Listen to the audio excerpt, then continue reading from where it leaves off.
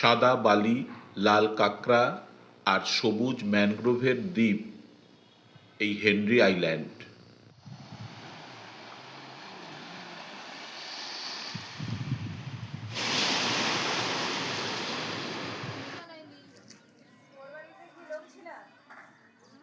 Bakkhali sea beach থেকে মাত্র 5 kilometre দূরে এই সুন্দর দ্বীপ। পশ্চিমবঙ্গের একেবারে দক্ষিণের সি বিচ বকখালি থেকে একটা অটো নিয়ে কয়েক ঘন্টাতেই ঘুরে আসা যায় এই হেনরি আইল্যান্ড থেকে।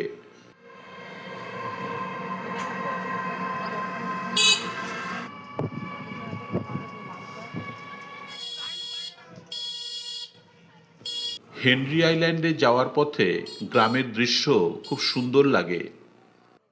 শীতের সময় রাস্তার উপরেই চোখে পড়তে পারে এমন গুড় তৈরির নানান কারখানা। দিদি হয়ে গেছে একটা সবজি, হ্যাঁ, এটা তো পাটালি হচ্ছে। এটা পাটালি হবে। এটা কখন বসিয়েছেন? সকালবেলায়? 5টার কাছ থেকে বসিয়েছি। 5টা, এখন বাজে 10টা, মানে 5 ঘন্টা হয়ে গেছে। হ্যাঁ, আর 6-7 ঘন্টা নাকি লাগে এক একটা হতে। সেরকম রস অনুপাতে রস বেশি পড়লে বেশি। আচ্ছা, আর আমরা রাত থেকে বসি, লোক তো অনেক রাত থেকে বসে না, হ্যাঁ হ্যাঁ, বেড়ায় বসে যারা, তারা এমনিতেই মাত্রাবে লোক এখনকে টিন তুলছে, কলসি তুলে নিয়ে সকাল নু গাছ ছেড়ে দেয়। আচ্ছা আচ্ছা, আর আমরা হচ্ছে কলসি তুলি গেছে। হ্যাঁ ওই যে দেখো, গুড় খেলে বুঝতে পারবে গুড়ের তারতম্য।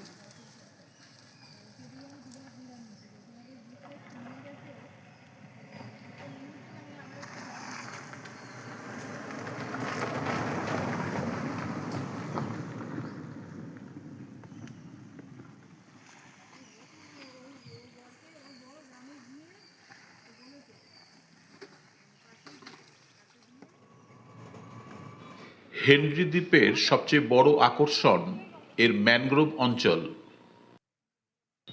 ম্যানগ্রোভ পরিচর্যা ও রক্ষণাবেক্ষণের জন্য এখানে একটি অফিস রয়েছে। এখানে সাময়িকভাবে বিশ্রাম এবং খাওয়া দাওয়ার ব্যবস্থাও করতে পারেন। এখানে থাকবার জন্য রয়েছে বেশ কয়েকটি কটেজ।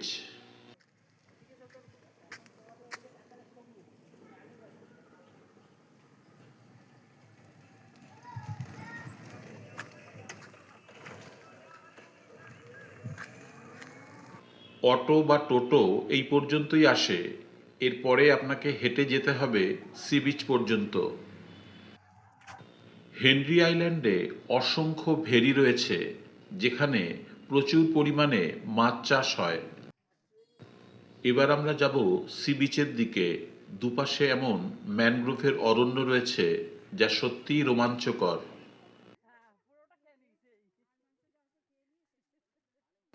চারিদিকে এমন অরণ্য, অথচ কোনো ভয়ের কারণ নেই। নিশ্চিন্তে চলা যায় এই পথ দিয়ে।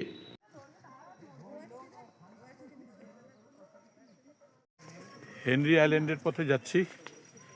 Henry island.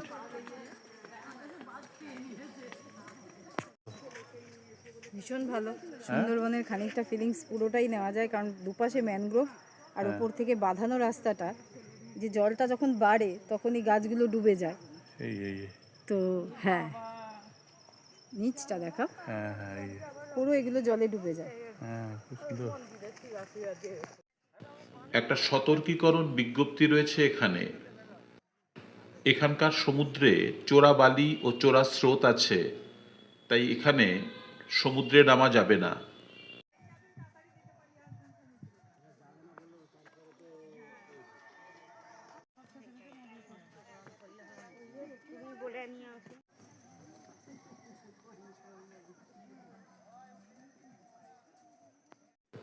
চারপাশে শুধু সবুজ আর সবুজ ম্যানগ্রোভে ভরা এমন অরণ্যের মাঝখান দিয়ে চলতে সত্যিই রোমাঞ্চ লাগে।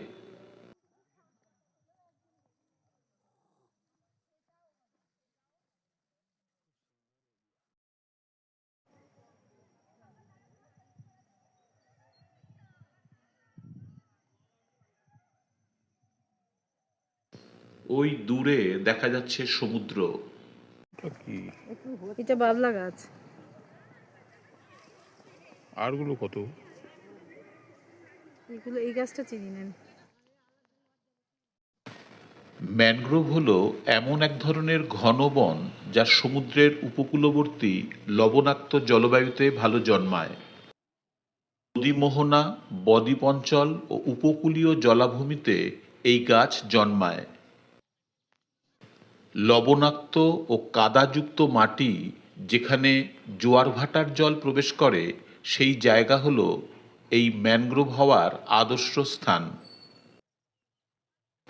এই গাছগুলির শিকড় বড় অদ্ভুত। মাটির নিচে অক্সিজেনের অভাব, তাই শিকড়গুলি মাটির উপরে উঠে আসে শ্বাস নেওয়ার জন্য, শ্বাসছিদ্র সহ। এই অঞ্চলে দেখা যায় সুন্দরী, গরান, গেওয়া, কেওড়া এই জাতীয় গাছ। ম্যানগ্রোভ বনভূমি সমুদ্র উপকূলকে ঝড়, জলোচ্ছ্বাস ও ভাঙন থেকে রক্ষা করে। এছাড়া সামুদ্রিক জীব ও পাখির জন্য আশ্রয়স্থলও এই ম্যানগ্রোভ বনভূমি।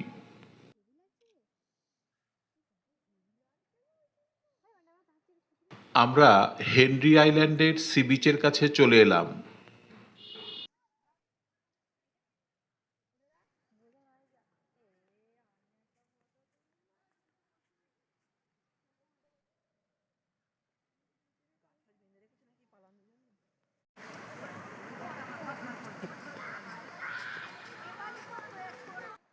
মনে রাখবেন, এই সি বিচ কিন্তু কেবল দেখবার জন্য।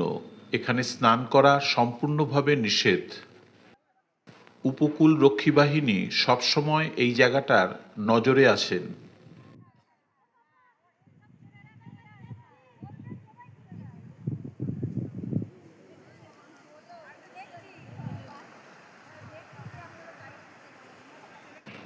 এটা সম্ভবত কোনো জলযানের বয়া হতে পারে, ঠিক জানি না। আপনাদের জানা থাকলে একটু জানাবেন।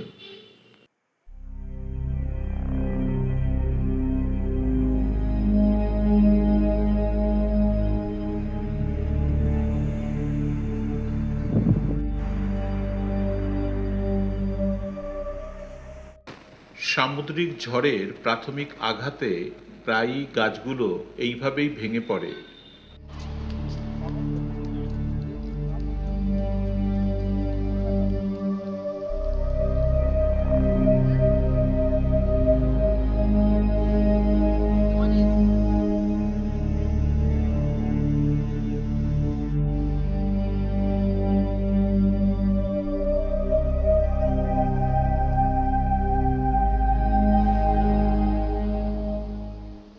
হেনরি আইল্যান্ড বকখালি থেকে, বকখালির মধ্যেই আর কি।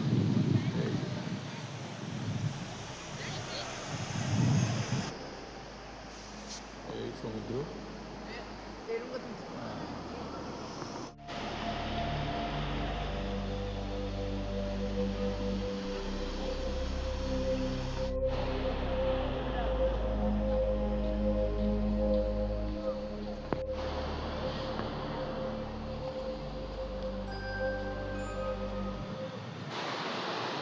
কি লিখছে? বালির মধ্যে নাম লিখছে।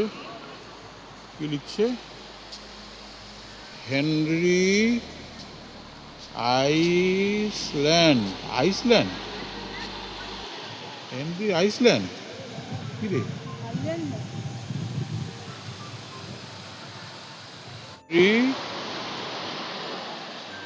আই, আরে সরো, ল্যান্ড।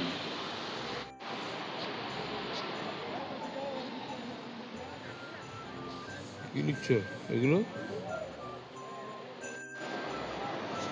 Henry island.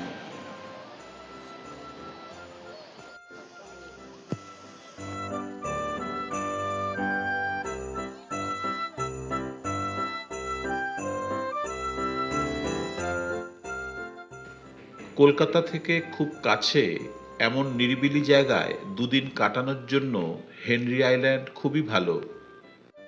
কাছাকাছি রয়েছে বকখালি আর ফ্রেজারগঞ্জ। শিয়ালদহ থেকে নামখানায় এসে অটো বা টোটোতে কিংবা বাসেও আসা যায় বকখালি, আর সেখান থেকে এর দূরত্ব 5 কিলোমিটার মাত্র। বকখালি, ফ্রেজারগঞ্জ আর হেনরি আইল্যান্ডের যে কোনো জায়গায় আপনি থাকতে পারেন।